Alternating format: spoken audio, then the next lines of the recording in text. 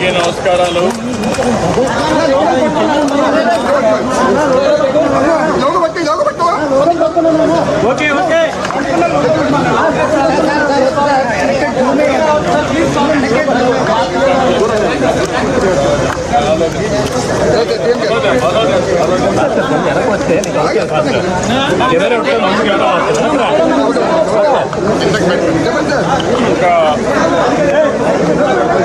నిన్న ఫార్మా సిటీలో జరిగింది ఒక దురదృష్టకరమైన సంఘటన.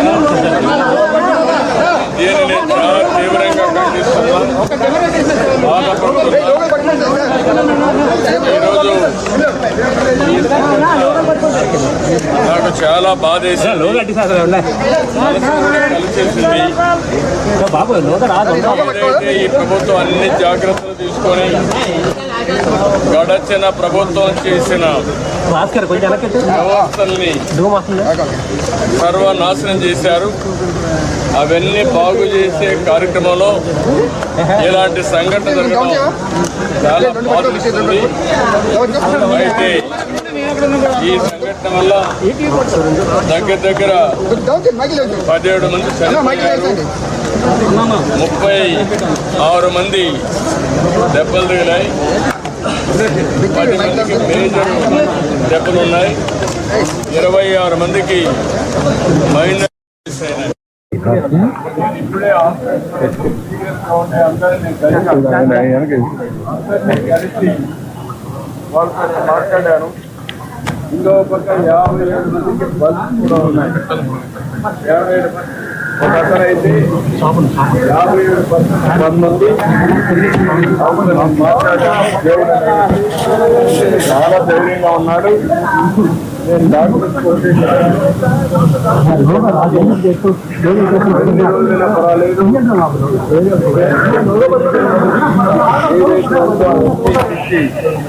అతను మంది నార్మల్గా రావాలి. దానికి మేము కూడా ఎప్పటికీ కూడా మానిటర్ చేస్తాం. ఇంకొక అతనికి 24% బంధువులు ఉన్నాయి, ఇంకొక అతనికి 12% ఉన్నాయి, ఇంకొక అతనికి 10% ఉన్నాయి. నలుగురితో ఉన్నారు. 7 మందితో మాట్లాడాను. ఒక ఆయన హాస్టల్లో ఉన్నాడు, ఆయన కూడా ఇప్పుడు రికవర్ అయ్యాడు, బాగానే ఉన్నాడు. అందరితో మాట్లాడిన తర్వాత డాక్టర్తో కూడా పరీక్షలు ఆదేశించారు. ఎట్టి పరీక్షలో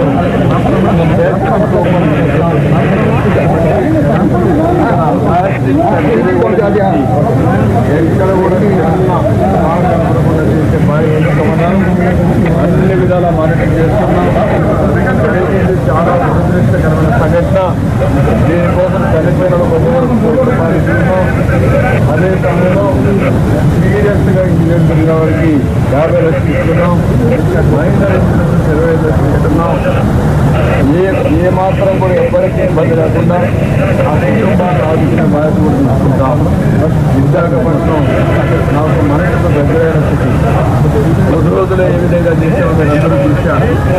ఎప్పుడో ఒక మంచి పని ఇలాంటి స్థితిలో నేను మొత్తం ఈ యొక్క సేఫ్టీ మెజర్స్ విశ్వాసం చేయాలి.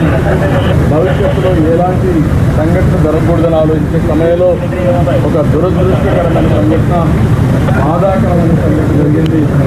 ఏదేమైనా దీన్ని ఇదే చివరిది కావాలని నేను కోరుకుంటున్నా. నేను అన్ని విషయాలు మళ్ళీ అక్కడ నేను మాట్లాడతాను.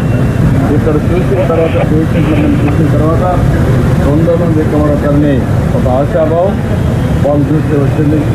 మీకు కూడా నేను చెప్పేది, ఇలాంటి సంఘటన జరిగినప్పుడు ఈ విషయాలను కుటుంబ సభ్యులకు కూడా మనం అండగా ఉండి మళ్ళీ వాళ్ళు మామూలు వ్యక్తులుగా తయారు చేసే వరకు ప్రభుత్వం అండగా మేనేజ్మెంట్ ఉంటుంది. మేనేజ్మెంట్లో జరిగిన అవకతవకలు కూడా అన్ని కూడా అధ్యయనం చేస్తున్నా. అది సెపరేట్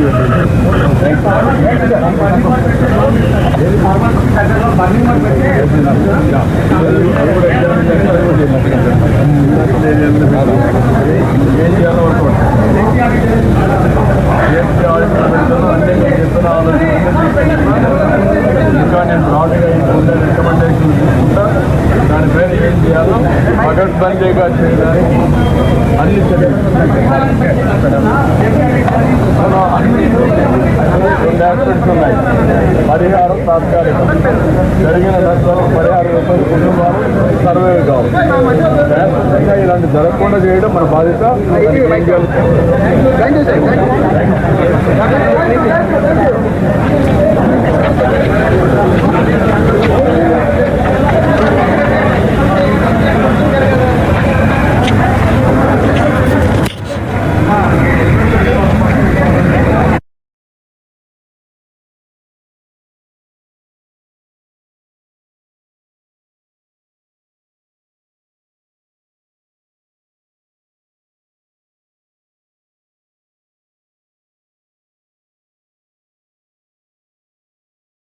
గోవిందా గోవిందా.